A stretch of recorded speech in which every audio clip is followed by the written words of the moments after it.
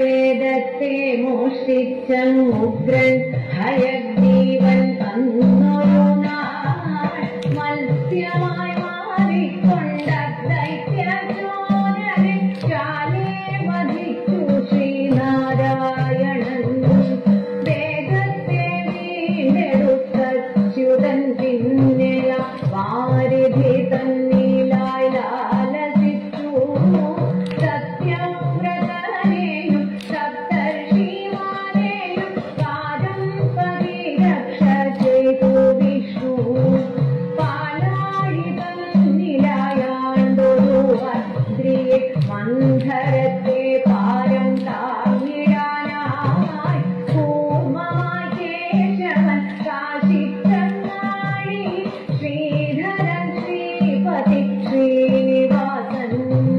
പാർക്കടൽ നന്നായി കടഞ്ഞ മൃഗാർജിച്ചു ദേവാസുരന്മാർ നലമോടപ്പോൾ കൂർമ്മമായി ഇന്നൊരു കാർവണ്ണദേവന്റെ കാരുണ്യത്താലതു സാധ്യമായി. ആഴ്ത്തിധരയെ രസാതലത്തെ കൊന്നു ദൈത്യൻ ഹിരണ്യാക്ഷൻ ഗർഭിനാലെ സൂകരമായി മാറി ഉദ്ധരിച്ചുണ്ടിയെ ഉത്തമൻ ശ്രീഹരി പത്മനാഭൻ. പണ്ടു ഹിരണ്യകശിപുവധത്തിനാൻ ഘോര നരസിംഹരൂപിയായി മാറിയേ മുകുന്ദൻ ആ ഭക്തപ്രഹ്ലാദൻ തൻ ഭക്തിയിൽ പുഷ്ടനായി നേടി വാണു. വാമനനായ അവതാരമെടുത്താര്യൻ അച്യുതൻ അന്തണരൂപമാർന്നു. ദൈത്യേന്ദ്രനാം ബലിരാജനാമനുടെ ദർപ്പത്തെ നീക്കി സുതലമേകി. വെൺമഴുവേന്തി പരശുരാമനായി പാരിലവതരിച്ചുത്പലാക്ഷൻ. ക്ഷത്രിയ ഗർഭത്തെ ക്ഷിപ്രം മുടിച്ചവൻ നിക്ഷിതിയെ പാരം രക്ഷ ചെയ്തു.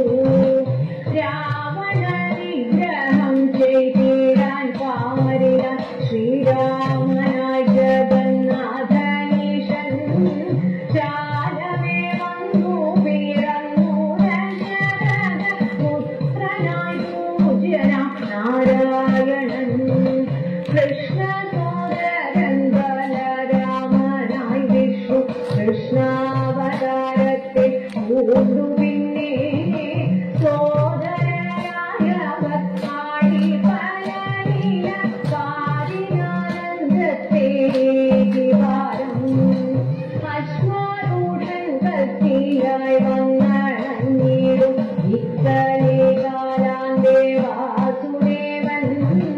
വർദ്ധിച്ച മൻകലി ദോഷം ഹരിച്ചവൻ സത്യയുഗത്തെ ഇങ്ങാനഴിക്കും.